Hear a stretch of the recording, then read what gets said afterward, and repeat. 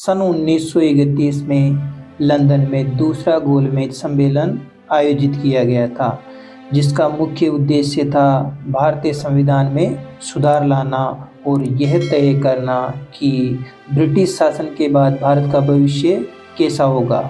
इस सम्मेलन में महात्मा गांधी भारतीय राष्ट्रीय कांग्रेस का प्रतिनिधित्व कर रहे थे और बाबा साहब डॉक्टर भीमराव अंबेडकर दलितों, जिन्हें तब डिप्रेस्ड क्लासेज कहा जाता था, का प्रतिनिधित्व कर रहे थे। इस सम्मेलन का सबसे बड़ा मुद्दा था कि भारत में विभिन्न धार्मिक और सामाजिक समूहों को किस प्रकार का राजनीतिक प्रतिनिधित्व दिया जाएगा।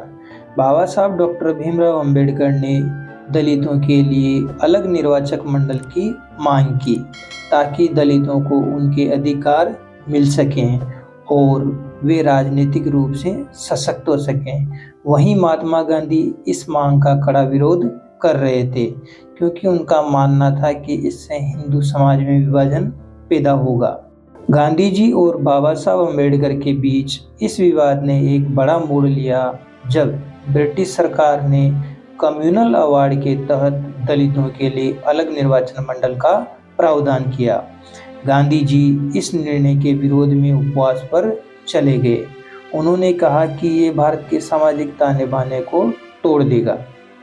बाबा साहब डॉक्टर भीमराव अंबेडकर का तर्क था कि दलितों को अलग से प्रतिनिधित्व नहीं मिला तो वे हमेशा उपेक्षित रहेंगे और उनके अधिकारों की अनदेखी होगी।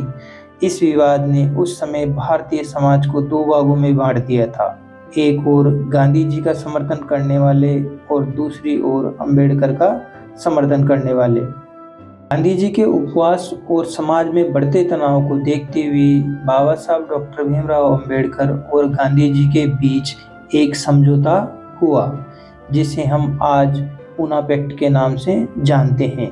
ये समझौता 24 सितंबर 1932 को पूना में हुआ। इस पैक्ट के तहत दलितों को अलग निर्वाचक मंडल के बजाय सामान्य हिंदू निर्वाचक मंडल में ही सीटें आरक्षित की गई। दलितों को तत्कालीन विधानसभाओं में 71 सीटों के बजाय 148 सीटें दी गई, जो उनके लिए एक बड़ी जीत थी।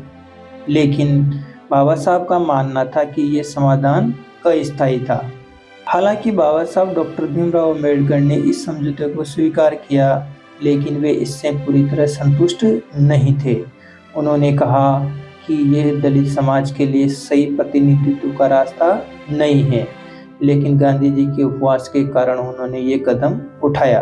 पूना पैक्ट ने भारतीय राजनीति में एक नया अध्याय खोला। इससे दलितों को राजनीतिक प्रतिनिधित्व मिला, लेकिन अलग निर्वाचक मंडल का मुद्दा वहीं समाप्त हो गया।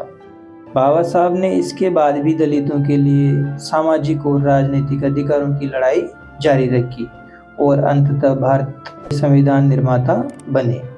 पूना पैक्ट का प्रभाव भारतीय समाज और राजनीति पर आज भी देखा जा सकता है।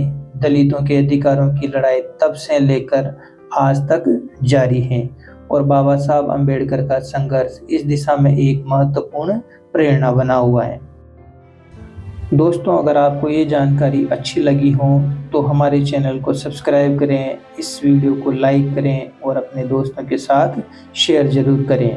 हमें नीचे कमेंट्स में बताएं कि आप अगले वीडियो में किस विषय पर चर्चा करना चाहते हैं। धन्यवाद।